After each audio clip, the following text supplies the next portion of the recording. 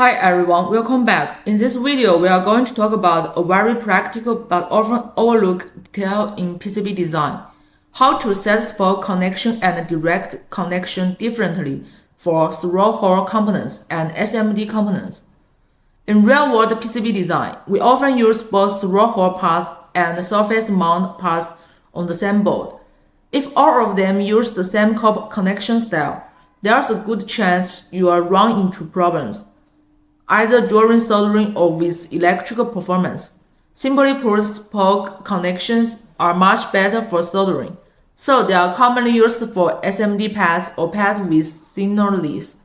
Direct connections, on the other hand, provide stronger conductivity and are more suitable for through-hole components, high current pads, or pads used for mechanical support. Now let's see how to set this up in EasyEDA. First, in the PCB editor, click Design in the top menu and select Design Rules to open the Design Rule Manager. On the left side, find Copper Zone, and under it, select Copper Region. On the right, you'll see the connection setting for different types of pads. For single-layer pads, which usually correspond to SMT pads, we can set the connection type to spoke.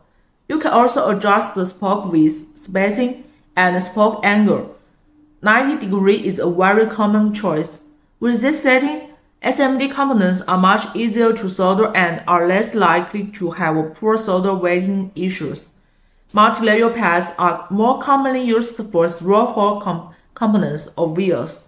For normal through-hole parts, you can choose either spoke or direct connection depending on your design needs.